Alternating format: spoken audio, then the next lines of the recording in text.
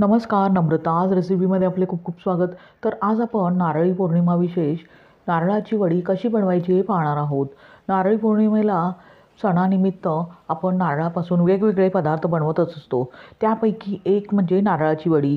ही आवर्जून घरोघरी बनवली जाते. इथे मी अगदी अचूक प्रमाणासहित नारळाची वडी कशी बनवायची हे दाखविले आहे. अगदी नवशिकेही सहजरित्या बनवू शकतील इतकी सोपी रेसिपी मी इथे तुम्हाला शेअर करत आहे.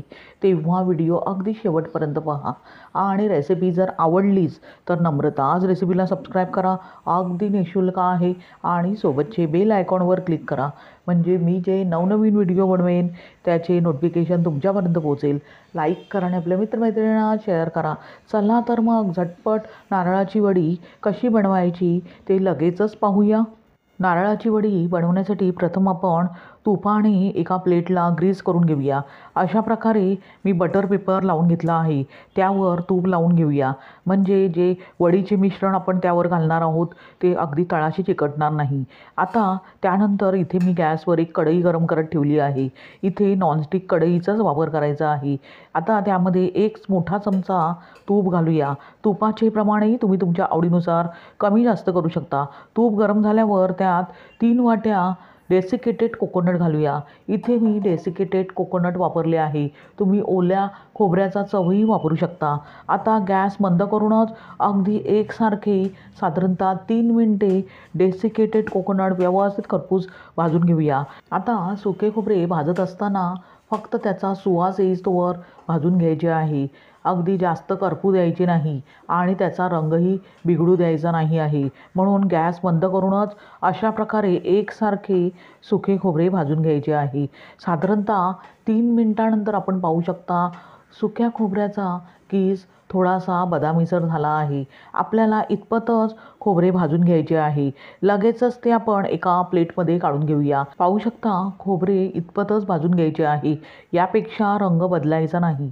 अशा प्रकारे आता आपण एका प्लेटमध्ये काढून ते थंड करून घेऊया. त्यानंतर इथे मी गॅसवर एक कढई गरम करत ठेवली आहे. त्यामध्ये 1.5 वाटी साखर घालूया. साखरेचे प्रमाणही तुम्ही तुमच्या आवडीनुसार कमी जास्त करू शकता.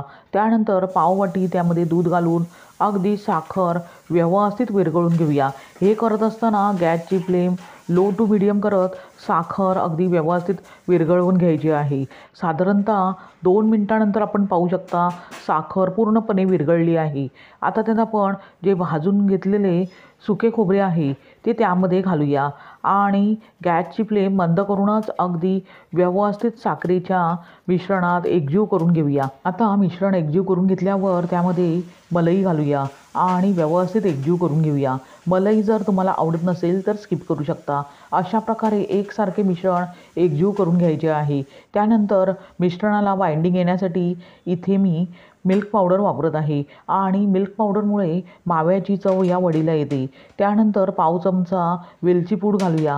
त्यामुळे स्वादही अगदी सुंदर असा येतो. आता सर्व जिन्नस पुन्हा अगदी व्यवस्थित एकजीव करून घेऊया. मिश्रण तयार करून घेऊया. हे करत असताना गॅस बंदच करायचा आहे आणि मिश्रण सतत ढवळून अगदी एकसारखे व्यवस्थित एकजीव करून घ्यायचे आहे. आता या वडीमध्ये मी कलरचा वापर करत आहे. जर तुम्हाला कलर आवडत नसेल तर स्किप करू शकता. इथे मी ऑरेंज कलर घेतला आहे. तुम्ही कोणताही कलर घेऊ शकता किंवा वडीचा जो ओरिजिनल कलर आहे तोही तशाच प्रकारे ठेवू शकता. पाहू शकता वडीचे मिश्रण पूर्णपणे तयार झाले आहे आणि कढईपासून वेगळे होत आहे. लगेचच गॅस बंद करूया आणि हे मिश्रण जे आपण प्लेटला ग्रीस करून घेतले आहे त्यामध्ये अशा प्रकारे काढून घेऊया. मिश्रण फारच गरम आहे त्यामुळे हात सांभाळून इथे ते आपण एका प्लेटमध्ये काढून घेऊया. त्यानंतर स्पॅच्युलाच्या साहाय्याने अशा प्रकारे वडीचे मिश्रण अगदी एकसारखे व्यवस्थित करून घेऊया. पाहू शकता किती परफेक्ट मिश्रण तयार झाले आहे. अशा प्रकारे अगदी व्यवस्थितपणे वडीचे मिश्रण स्प्रेड करून घ्यायचे आहे. आता वरून डेकोरेशनसाठी कोणतेही ड्रायफ्रूट्स तुम्ही गार्निशिंगसाठी वापरू शकता. इथे मी काजू बदामाचे तुकडे घेतले आहेत.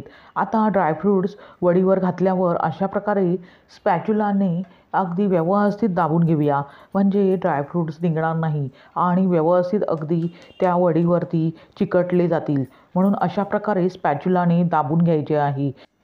त्यानंतर गुलाबाच्या पाकळ्यांनी अशा प्रकारे वडीवर व्यवस्थित स्प्रेड करून नंतर स्पॅच्युलाने दाबून घेऊया. पाहू शकता किती आकर्षक वडी दिसत आहे. आता ही वडी थोडीशी कोमट आहे, त्यामुळे आपण लगेचच ती कापून घेणार आहोत. तुम्ही हव्या त्या साईजमध्ये वडीचे पीस तयार करून घेऊ शकता. इथे मी मीडियम साईजचे वडीचे पीस तयार करून घेत आहे. पाहू शकता किती परफेक्ट मिश्रण तयार झाले आहे. आता हे मिश्रण साधारणतः 1 ते 2 तास व्यवस्थित अगदी थंड करून घेऊया. त्यानंतर आपण वड्या सर्व करणार आहोत. अशा प्रकारे तयार झाली मोजक्या साहित्यात अगदी तोंडात टाकताच विरघळणारी अशी नारळाची वडी. ही नारळाची वडी साधारणतः फ्रीजमध्ये 4 ते 5 दिवस आरामात टिकते. शिवाय खायला तर अप्रतिम अशी लागते. अगदी हलवाई स्टाईल ही मी नारळाची वडी तुम्हाला बनवून दाखवली आहे. येणाऱ्या नारळी पौर्णिमेला तुम्ही अशाच प्रकारे नारळाची वडी बनवून पहा आणि त्याचा आस्वाद घ्या. तुम्हाला ही रेसिपी कशी वाटली ते कमेंट करून सांगा.